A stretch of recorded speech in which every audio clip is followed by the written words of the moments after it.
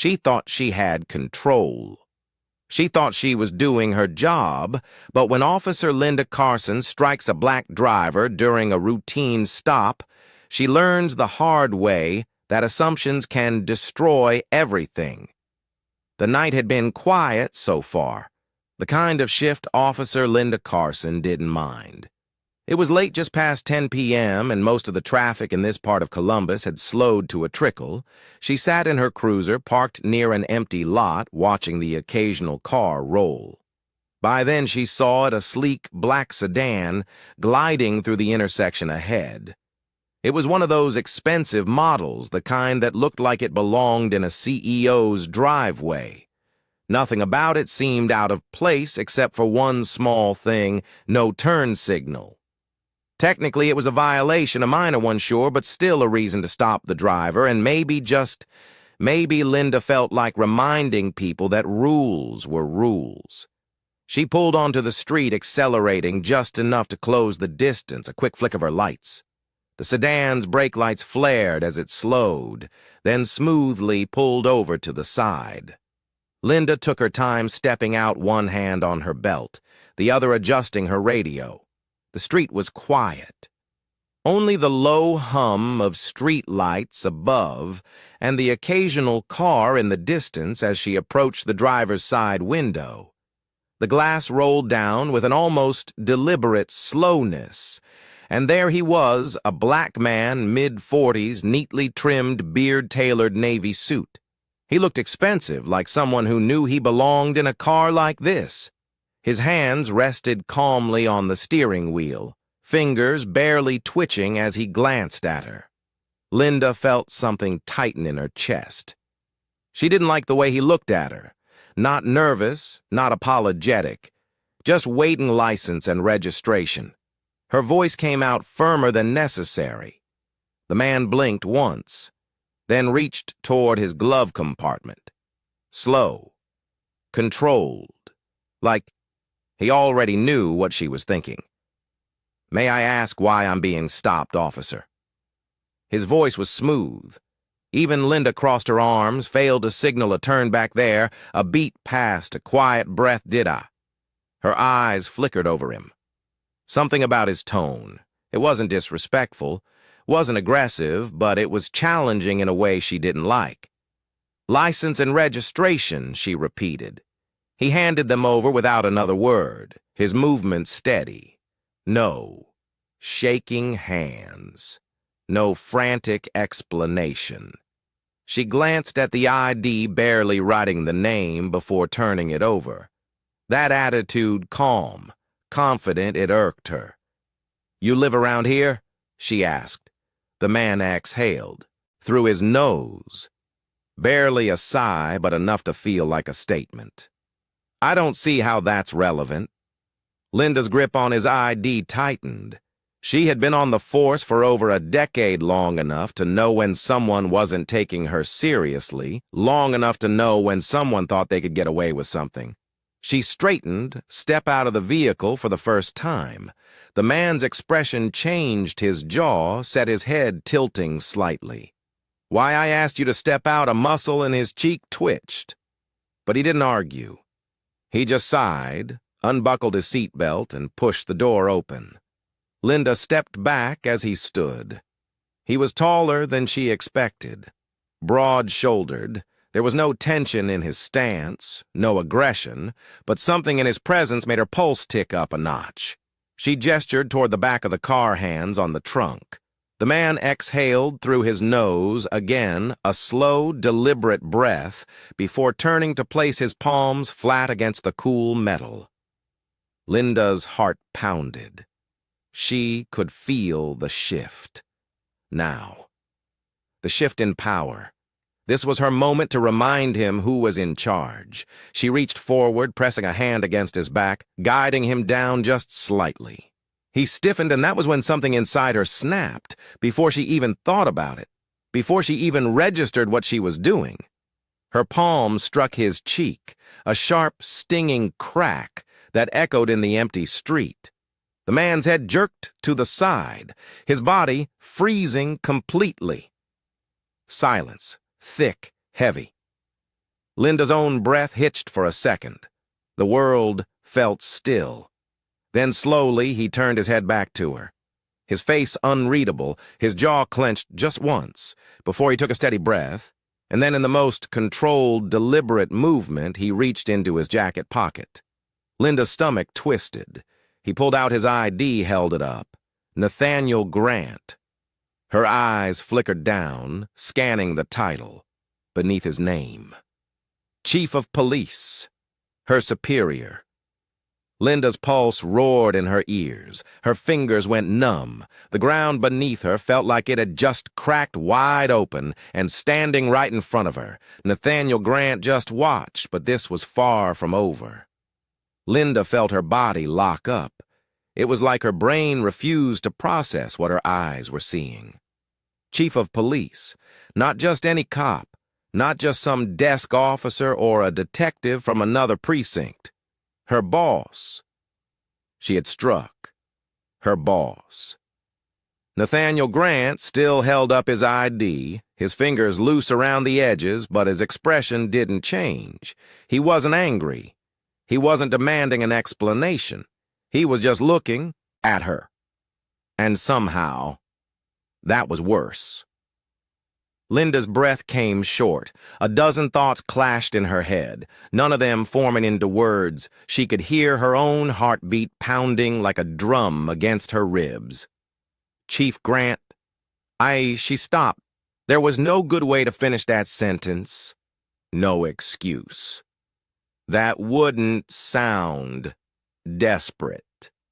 A voice cut through the thick silence. Everything okay here, Officer Carson? She turned sharply. Another patrol car had pulled up behind hers, the blue and red lights throwing fractured colors across the pavement. Officer Reynolds, her usual partner, stood just a few feet away, eyebrows drawn together in confusion. Linda opened her mouth, but Grant spoke first. "Fine," he said, smoothly slipping his ID back into his pocket. "Your officer here was just conducting a stop."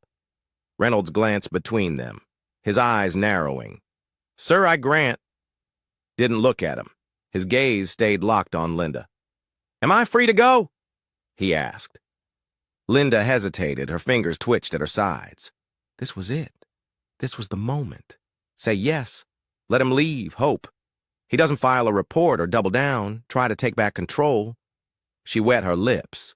A low chuckle rumbled from Grant's throat. Not amusement, not anger, just something cold. "Officer Carson," he said, tilting his head slightly, "are you detaining me?"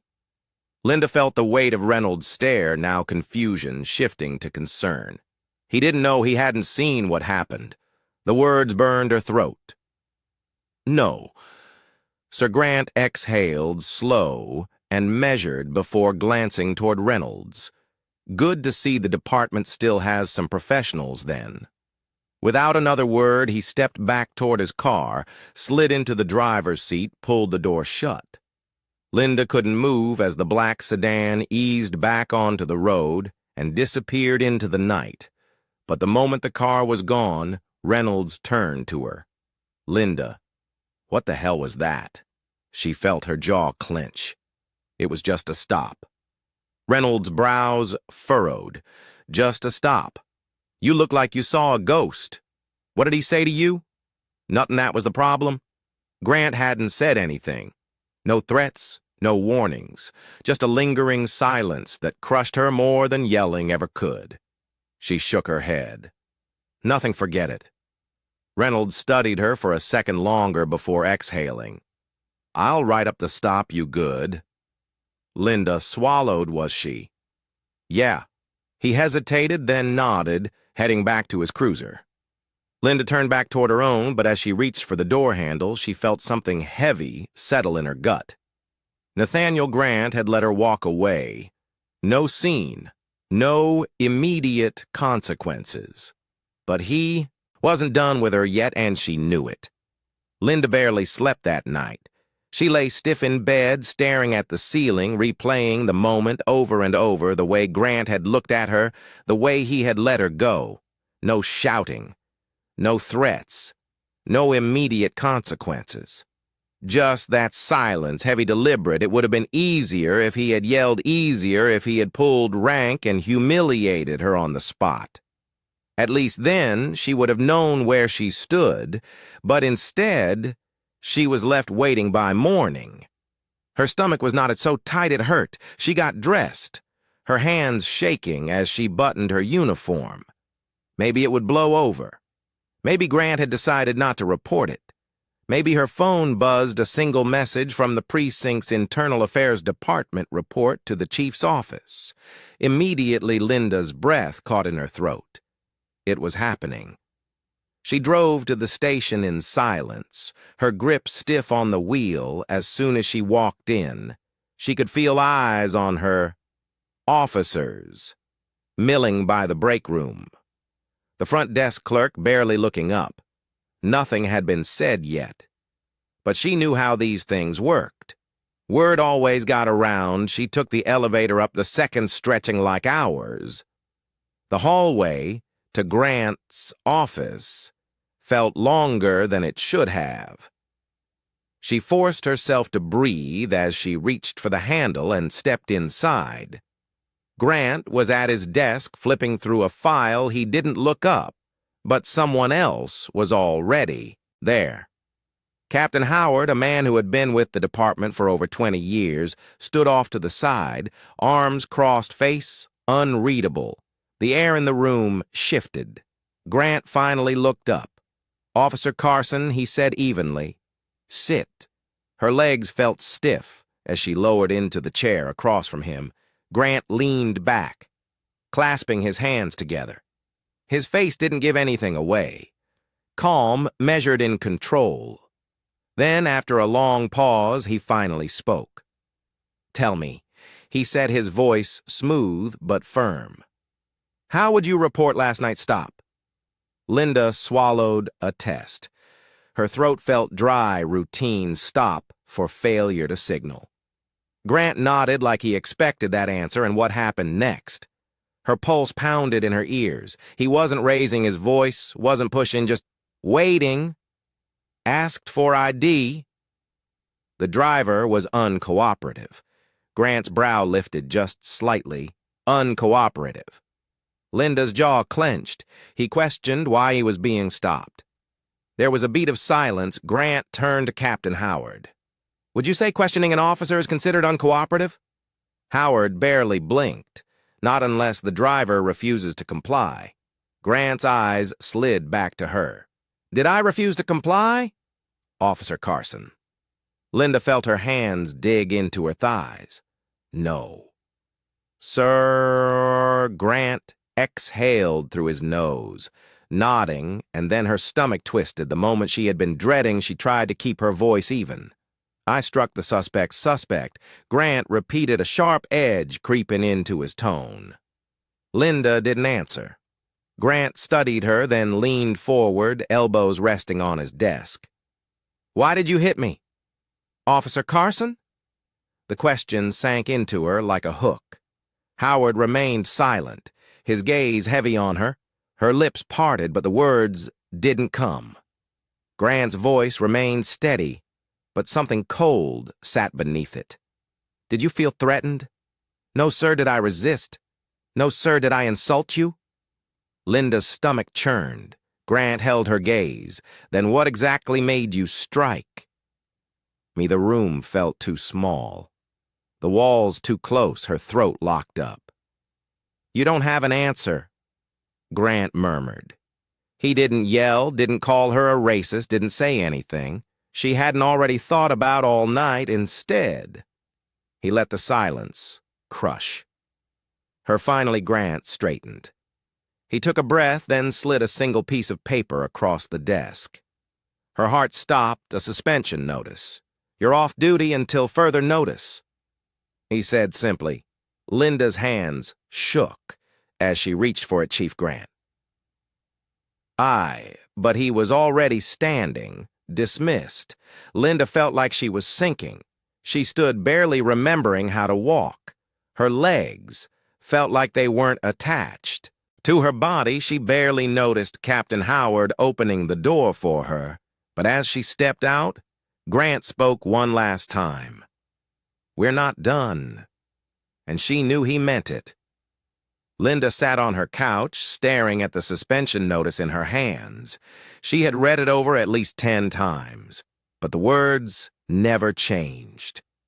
Indefinite administrative leave pending review. The weight of it settled in her chest. She had never been suspended before, not once in her 15 years on the force, and now all she could do was wait. Her phone buzzed on the coffee table for a second. She thought about ignoring it, but when she glanced at the screen, her stomach dropped. Nathaniel Grant. She hesitated, fingers hovering over the screen before finally answering Carson a pause. Then, "Meet me at Riverside Park." 10 minutes the call ended before she could say a word. Her pulse was a mess as she pulled on her jacket and headed out the door. Riverside Park was nearly empty when she arrived, a few people jogging, a couple sitting on a bench, a man walking his dog. The street lights flickered against the pavement, casting long shadows. And then she saw him, Nathaniel Grant, stood near the edge of the park, hands in his pockets, watching the river move under the bridge. He didn't look up as she approached for a second.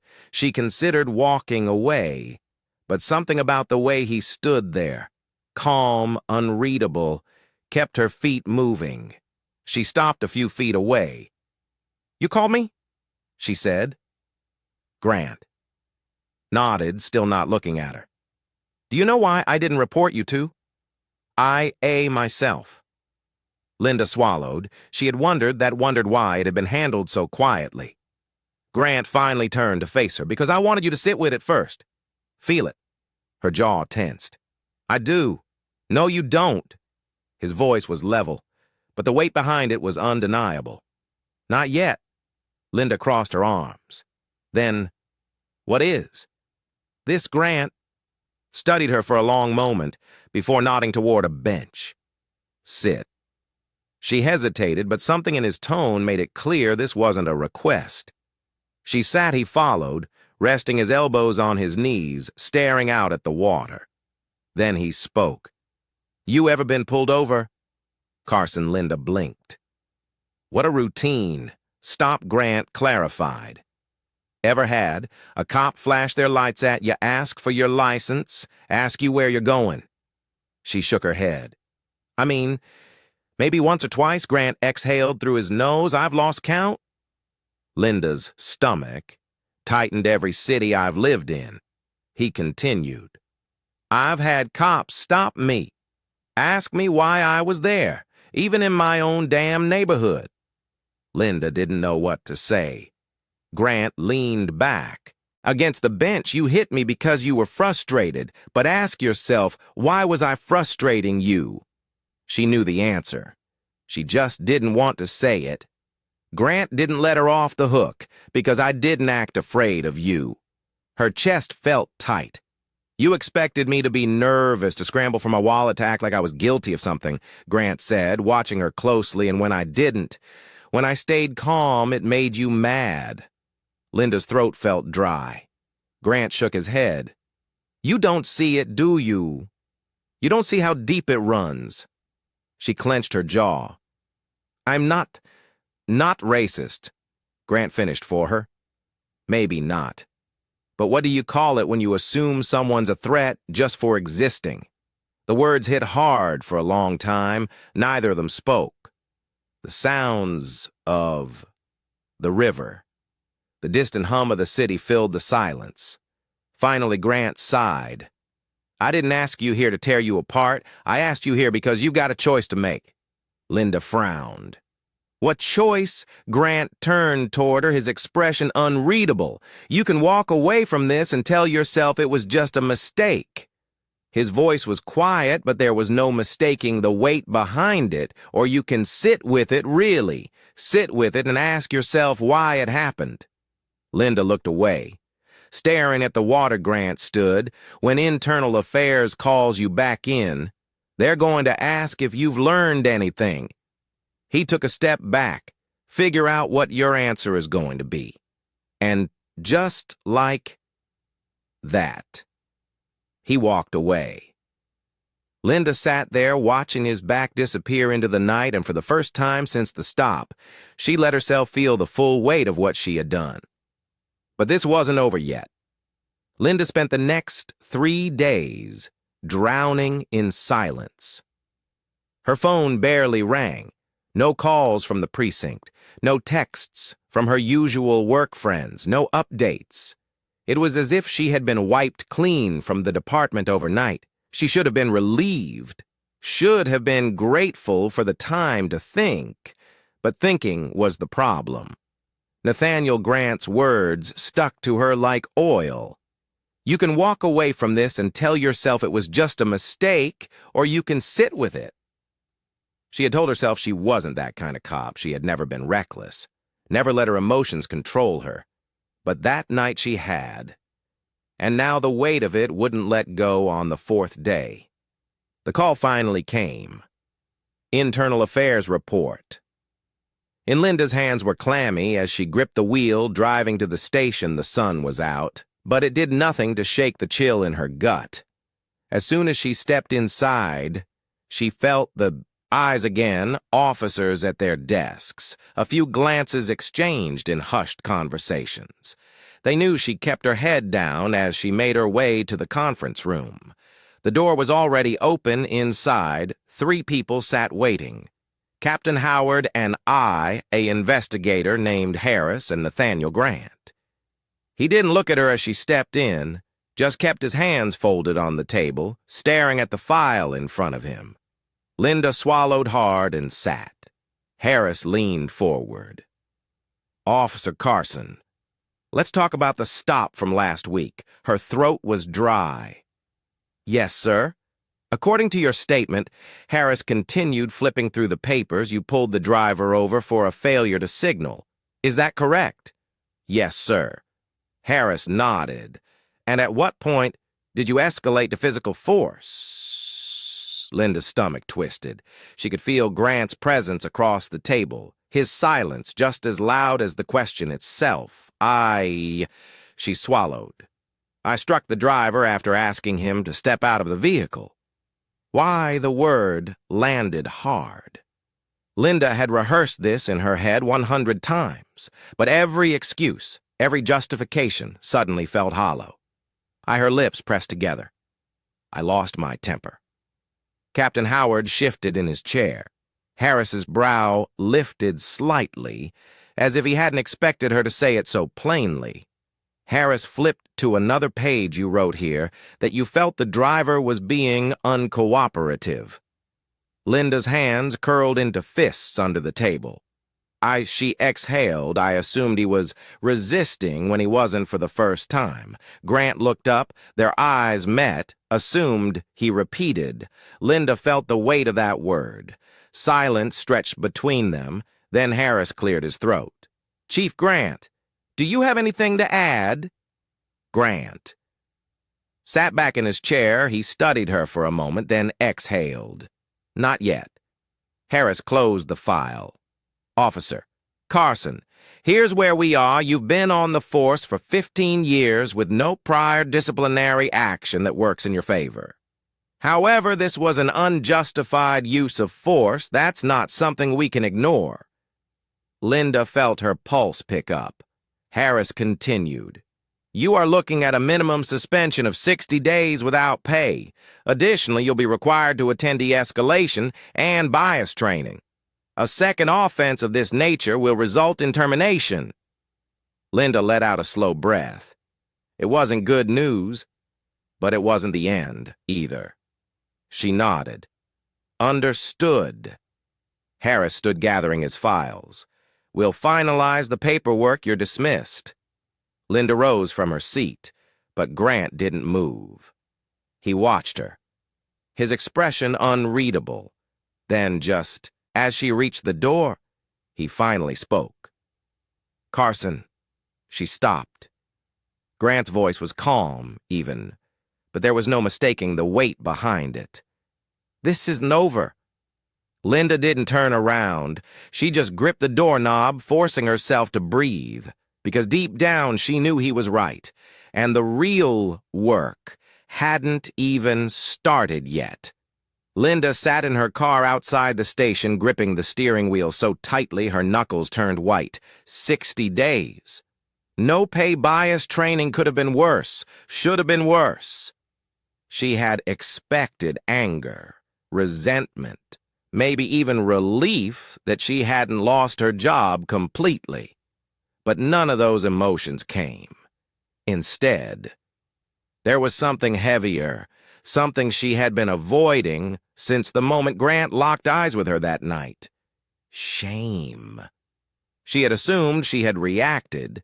She had abused her authority, and she had gotten away with a slap on the wrist. Grant was right. This wasn't over. Not by a long shot. The first day of training was humiliating. The room was small, with about a dozen other officers, some rookies, some veterans like her. No one spoke much. No one wanted to be there. The instructor was a retired detective, an older black woman named Joanna Pierce. She looked over the room, her expression unreadable, then clicked the projector remote. A traffic stop video played. Linda watched in silence. The footage was grainy, taken from a body cam, but the story was clear. A black man pulled over for a minor infraction. The officer, white, just like her, escalated the situation. Voice sharp, tone clipped. The man kept his hands visible, his voice calm, but it didn't matter. The officer's frustration grew, tension rising, and then the officer grabbed him. The room stayed silent as the video ended. Joanna crossed her arms. "Let's talk about assumptions." No one spoke. She let the silence stretch.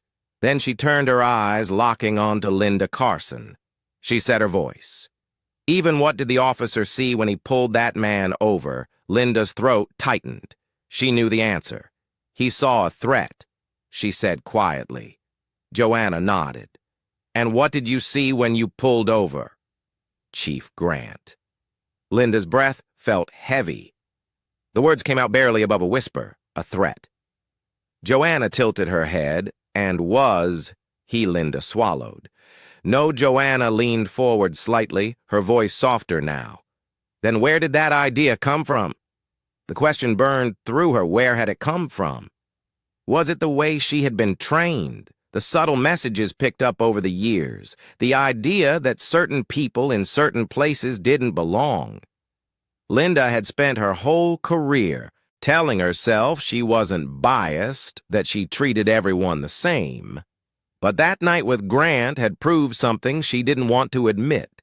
It wasn't true. She didn't have an answer, not yet. But for the first time, she wasn't looking away from the question. Joanna held her gaze for a moment longer, then nodded. Good. Linda let out a breath she hadn't realized she was holding, because for the first time since that night, she wasn't fighting the truth. She was facing it 2 months later. Linda walked back into the precinct. Everything felt the same, yet different.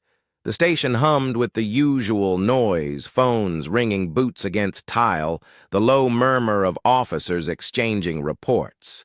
But there was something in the air when people saw her. Not pity, not judgment, just watching. She didn't blame them.